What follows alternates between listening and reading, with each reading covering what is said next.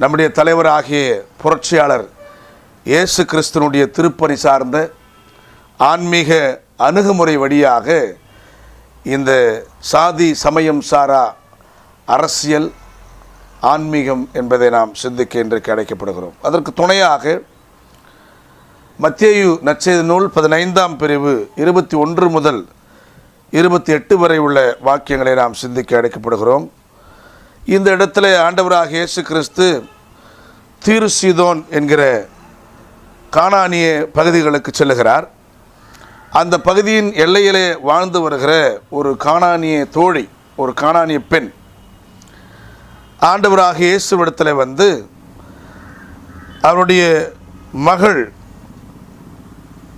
பேய் பிடித்திருப்பதாகவும் கொடுமைக்குள்ளாக இருப்பதாகவும் அவரை வந்து உடனே காப்பாற்றுங்கள் என்று சொல்லி இயேசுவிடத்தில் அவர் முறையிடுகிறார். இந்த முறையீட்டை பொறுத்தவரையில் இது அவர் வாழுகின்ற பகுதி சார்ந்து அவருடைய தேவையாக இருந்தாலும் இயேசுவிடத்தில் முறையிடுவது என்பது ஒரு கேள்வியாக இருப்பதை நாம் பார்க்கலாம். இந்த கானானிய தோழியின் உரிமை போராட்டமே இந்த பகுதி என்பதை நாம் முழுமையாக சிந்திக்க அழைக்கப்படுகிறோம். சாதி சமயம் பாராமல் இறைப்பணி அல்லது சமூகப்பணி ஆன்மீகப்பணி ஆற்ற வேண்டிய அவசியம் இருக்கிறது என்பதை குறித்து சுட்டுகின்ற ஒரு பகுதியாக நாம் இதை பார்க்கலாம். இந்த கானானிய தோழியை பொறுத்தவரையில் மார்க்கு 7ஆம் பிரிவு 26ஆம் வாக்கியத்தின் அடிப்படையில் அவர் ஒரு யூத பெண்மணி அல்ல, அவர் கிரேக்க பெண்மணி.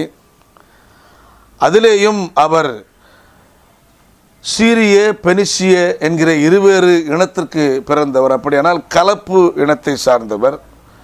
யூதர்களின் பார்வையில் இவர் ஒரு இழிகுலத்தை சார்ந்தவராக பார்க்கப்படுகிறார். எப்படி இங்கே பார்ப்பனியம் இந்த கலப்புகளை எப்படி இழிகுலமாக பார்க்கிறதோ, உலகின் இயங்கியலை எப்படி தவறாக பார்த்து அதை சாதியமாக கற்பித்து பல்வேறு ஏற்றத்தாழ்வுகளை இங்கே நடைமுறைப்படுத்தி கொண்டிருக்கிறதோ, அப்படியே யூதர்களின் பார்வையில் யூதர்கள் அல்லாத மற்றவர்கள் பிற இனத்தாராகவும் அவர்கள் எல்லோருமே இழிகுலத்தை சார்ந்தவராகவும், குறிப்பாக இந்த பெண் சீரிய பெனிசிய என்றும் இருவேறு இனத்துக்குட்பட்ட கலப்பு இனப்பெண் இருந்ததால் மேலும் மேலும் இழிகுலத்தை சார்ந்தவராகவும் பார்க்கப்பட்ட பார்வை இருப்பதை நாம் உணர நாம் இங்கே அழைக்கப்படுகிறோம்.